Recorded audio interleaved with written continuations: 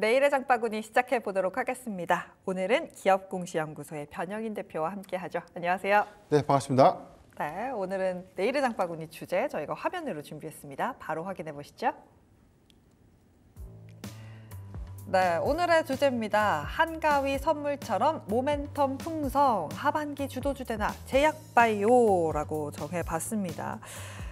제약바이오 이야기를 빼놓고 이제 하반기 시장을 이야기할 수 없을 것 같다는 생각이 드네요. 네, 우선 우리가 9월 금리나 기대감들이 더욱더 커지게 된 배경, 지난주 금요일 날 발표된 PC 지표, 7월에 PC 지표의 경우에는 헤드라인 지표는 컨센 부합을 했는데 코어 PC 지표의 경우에는 오히려 이 컨센을 좀 하회했던 부분들, 이 부분은 인플레이션도 안도가 됐고 오히려 이런 부분들은 하반기 금리나 기대감들이 더욱더 이제 커지는 또는 이제 본격화되는 계기로 좀 작용하지 않을까라고 좀 보는데, 다만 이제 이번 주 발표될 8월 고용 지표도 사실 이제 이 인플레이션에 대한 어떤 둔화는 확인을 했고, 이제 앞으로 경기가 과연 침체냐 아니면 다소 안정화되는 단계인가, 이 부분은 이번에 발표된 고용 지표에서 좀 결정이 좀 되겠지만 대체적으로 이번 고용 지표에서도 컨센서스를 좀 더 부합하게 되는 그런 흐름이라면 굉장히 좀 우호적인 여건 안에서 9월 달에 금리 인하가 좀 확정되지 않을까라고 보고 있기 때문에 이런 부분들은 제약바이오 섹터에 이제 굉장히 큰 수혜로 좀 작용을 하는데, 이게 금리와의 연관관계를 보면 왜 금리가 인하되면 제약바이오 섹터에 왜 호재일까, 이렇게들 많이 좀 궁금해하시잖아요. 그러니까 이런 부분들은 어떻게 보면 되시냐면 임상 비용들, 여기 관련된 막대한 M&A 비용들은 사실 이제 고금리 기조에 관련돼서는 어떤 부담 요인으로 좀 작용될 수밖에 없기 때문에 임상 시험이라든가 전체적인 어떤 연구 개발비가 좀 더 위축되는 어떤 계기로 좀 작용될 수 있는데, 이러한 금리나 시그널들이 좀 더 본격화된다는 것은 임상 시험이 활발하게 이루어질 수 있고 오히려 이 M&A도 좀 더 활성화되면서 제약바이오 전반적인 산업의 활성화를 좀 기대할 수 있는 요인으로 좀 작용될 수 있기 때문에 금리 인하가 주는 어떤 기대감들은 제약바이오의 전반적인 어떤 산업 확장 기대감으로 좀 작용되는 그런 측면들을 고려하지 않나 좀 보고 있습니다. 그리고 9월 달에 우리가 좀 주목해 볼, 이번 주만 하더라도 세계 페어마켓가 있고요. 중간 13일경에는 ESMO, 유럽 종양학회가 좀 예정되고 있고, 그러니까 우리가 지금 세계 3대 마켓가 AACR, 그다음에 아스코 2024가 있었고 이번에 ESMO인데, AACR의 경우에는 임상 성과를 좀 이야기하는 자리라기보다는 기초 파이프라인을 공개해서 우리는 앞으로 이런 어떤 약물을 한번 잘 해보겠습니다라고 좀 발표하는 그런 단계였다면, 아스코 2024라든가 ESMO의 경우에는 임상 성과, 주력 파이프라인의 임상 성과라든가 유효성, 안전성 지표를 좀 확인할 수 있는 계기, 이런 부분은 좀 작용될 수 있기 때문에 양적인 부분, 질적인 부분에 대한 차이가 좀 있다라고 좀 보시면 되고, 이번 ESMO에서는 사실상 이 많은 항암제들, 이번에 유한양행의 성과로 인해서 앞으로 이 주력 파이프라인이 임상 2상 내지는 임상 3상, 그리고 여기도에서는 시판 허가에 관련된 어떤 관문을 통과할 수 있을까, 이런 기대감들이 조금 더 사실 이 투심적인 부분에서는 더 많은 기대감을 좀 수반하는 그런 부분 안에서 수급 요건도 크게 좀 개선된 측면들이 있기 때문에 이번에 ESMO를 좀 기점으로 보면 루닛이라든가 리가켄바이오, ABL바이오 같은 종목들, 이런 종목들의 임상 성과 같은 것들이 좀 주목되고 있고, 단기적으로는 이번 주에 발표될 세계 페어마켓의 경우에는 유한양이 다시 이제 임상 성과를 좀 발표를 하는데, 우리가 랭라자랑 병용 치료제가 아니라 랭라자 단독, 랭라자의 단독으로 했을 때에 대한 이 임상 성과는 어떻게 좀 변했을까? 그러니까 이 부분이 좀 체크 포인트고, HLB 경우에는 아직 FDA 승인 재신청을 좀 하진 못했지만 여기 관련된 어떤 임상 성과를 먼저 공개하는 자리이기 때문에 굉장히 좀 상징적인 의미가 있지 않나라고 해서 해당되는 일정 이벤트, 그리고 이런 부분들 전반적인 수급이 확대될 수 있지 않을까라고 보고 있습니다. 아무래도 이벤트가 있고 좋은 이야기가 나와야 주가가 올라갈 수 있는 부분들이 있는데, 이런 이벤트들이 또 명절 지나고까지도 이어질 수 있기 때문에 좀 말씀을 해주셨습니다. 또 우리가 봐야 하는 게 사실 생물보안법, 첨단 생물보안법이라고 하죠. 이게 미국에서 통과가 되면 우리나라에는 되게 호재다라고 하는데 어떤 내용일까요? 우리가 생물보안법이라는 게 쉽게 말하면 미국이 중국을 견제하는 거죠. 그러니까 중국이 사실 미국의 이게 의약품을 위탁 생산해서 공급하는 전체 어떤 시장의 규모를 보면 전체 이 CDMO 시장의 한 45%를 미국 시장에서 이 우시 바이오로직스라든가 우시앱텍이라는 그런 기업들이 공급을 좀 해왔는데, 미국에서 이 해당되는 어떤 생물보안법을 좀 발효해서 앞으로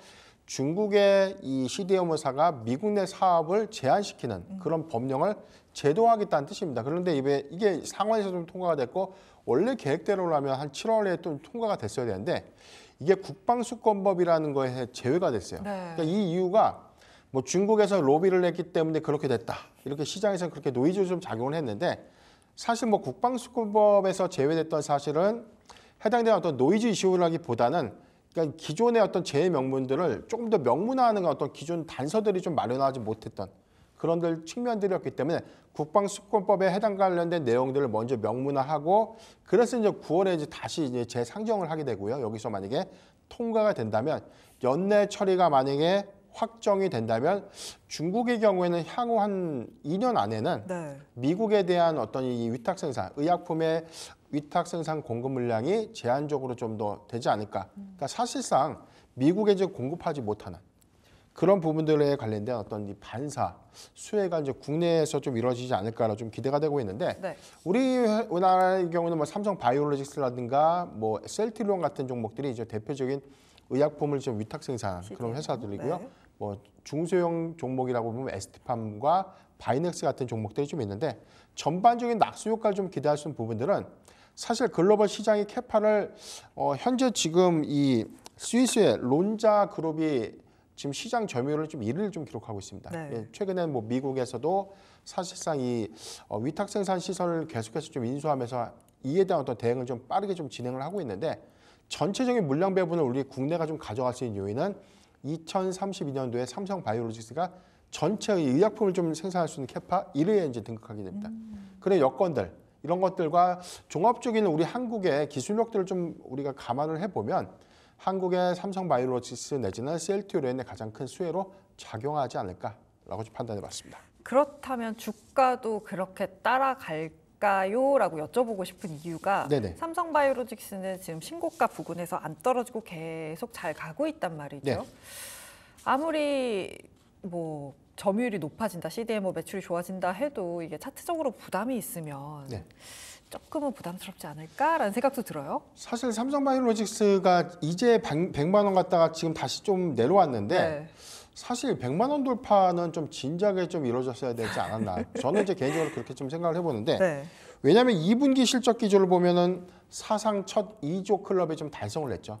그러니까 굉장히 실적 기조는 최근 한 2년간 양호한 지표를 좀 보였음에도 불구하고 수급 반영이 좀 더 덜 됐던 측면들 전반적인 우리가 뭐 제약바이오 섹터라고 보면 너무 이제 파이프라인의 임상 성과에만 좀 집중을 하다 보니까 안정적인 실적을 좀 기반으로 하는 그런 종목들의 주가 회복이 굉장히 좀 떨어졌던 측면이다. 그래서 셀트리온도 사실 뭐 과거 고가보다는 회복되지 못하는 흐름들 보여주고 있고 삼성 바이오로직스의 경우에는 사실 월봉 주가에서는 뭐 최고가가 103만 원대를 좀 기록했던 2021년도 8월 주가 대비해서는 많이 올라왔는데 2021년도 대비에 대한 실적 성과를 보면 올해가 사실 더 많이 반영이 된다는 것이죠. 뭐 지수의 어떤 흐름들과 전반적인 어떤 수급 상황을 좀 고려해 보면 다만 점진적인 어떤 수급 형태는 사실 하반기에 미국향 최대 수주 물량들이 좀 반영되는 시기 이 부분은 2025년도에 실적 영향으로 좀 작용할 수 있는 부분을 좀 주목을 해봐야 될 것 같고요. 향후 2년 이내에 생물보안법에 대한 시행 이후 사실 삼성 바이오로직스가 해당되는 물량들에 관련된 이에 따른 어떤 실적 연동성을 좀 주목해 보면 저는 중장기 투자로 삼성 바이오로직스는 뭐 저는 최선호 픽으로 좀 제시해 드릴 수 있을 정도로 가장 탄탄한 종목이 아닐까라고 좀 말씀드리겠습니다. CDMO도 돼, 실적도 돼 하다 보니까 삼성바이오로직스에 대해서 특히나 생물보안법이 통과되고 나서 이게 실적으로 얼마나 이어질지 좀 기대가 되는 상황이다라고 정리를 할 수 있을 것 같습니다. 그렇다면 최근 사실 우리 시장에서 가장 관심을 많이 받았던 건 바이오텍 기업들입니다. 네. 뭐 알테오젠, ABL 바이오.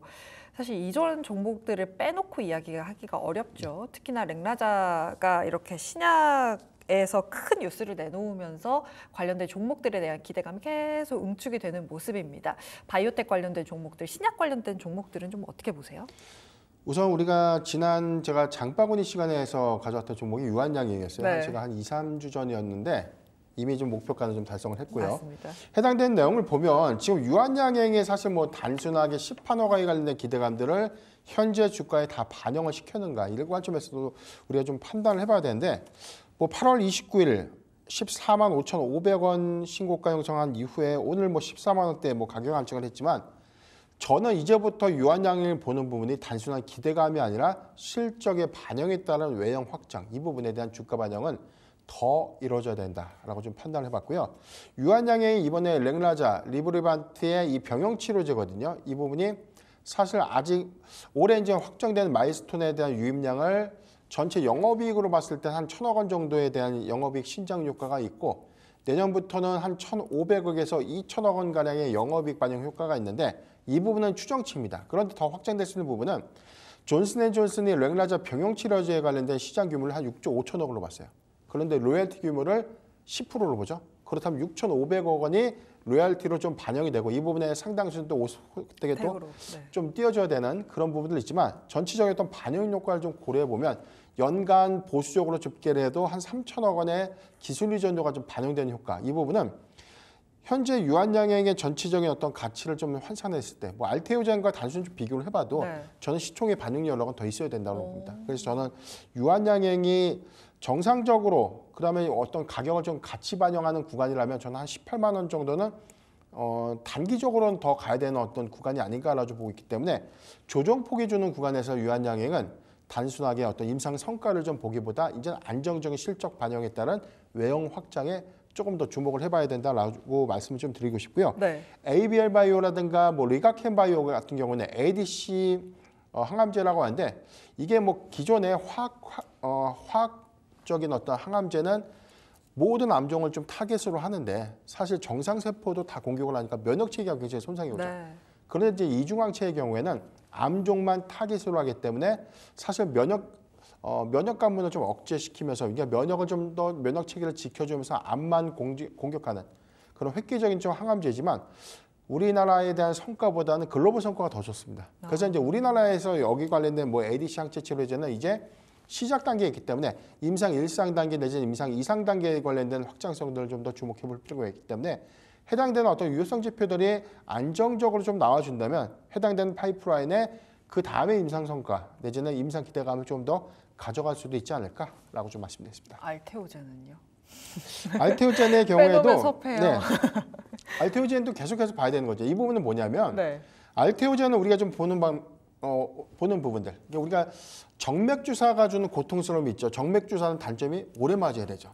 그런데 피하 주사제는 몇 분이면 끝납니다. 그러다 보니까 환자의 고통이라든가 이런 것들을 좀 줄여주는 효과도 있는데 이게 정맥 주사보다 피하 주사제로 좀 전환됐을 때에 대한 오히려 반응률이 조금 더 높았다라는 어떤 임상 지표 때문에 사실 뭐 이 머크의 키트로다 이게 블록버스터 신약이에요. 연간 한 34조 원대 매출을 좀 기록하고 있는 신약인데 해당된 신약의 비중들이 사실 이게 2028년도에 특허 보호 조치가 만료가 되면 레시피가 공개되니까 너도 나도 해당된 약물을 만들 수가 있는 것이죠. 그래서 지금 IV 제형제를 SC 제형제로 다시 시판을 해서 허가하면 특허 보호 조치가 연장이 됩니다. 그러니까 그런 효과들 때문에 머크가 돈이 되는 신약을 SC 제형제로 전환해서 다른 기술로 더 빠르게 우리만 독보적인 기술로 가겠다. 우리만의 특허로 가겠다라는 어떤 전략이고 해당되는 SC 제형제로 좀 전환시켜 줄 수 있는 기술이 알테오젠이 갖고 있는 독보적인 좀 기술인데 이게 뭐 반독점 기술에서 현재 뭐 독점 기술로 좀 전환이 됐고 해당되는 부분들은 특히나 뭐 키트로다 SC 제형제만 들어가는 게 아니라 앞으로는 모든 IV 제형제의 약물 그래서 뭐 다른 항암제를 알테오젠이 보유하고 있는 SC 제형 기술과 결합해서 다양한 플랫폼에도 좀 적용될 수 있는 그런 장점이 있고 만약에 이번에 9월에 임상 3상의 성과가 좀 발표가 되고 나서 이후에 내년도에 시판 허가가 좀 이루어진다면 해당된 전체 의약품의 이 판매량들 좀 고려해봤을 때 34조 원 규모의 한 5%만 잡아도 막대한 로열티가 알테오젠에 좀 이입될 수 있는 그런 기대감 좀 주목해봐야 될 것이기 때문에 유한양행의 성과로 인해서 알테오젠의 기대 눈높이가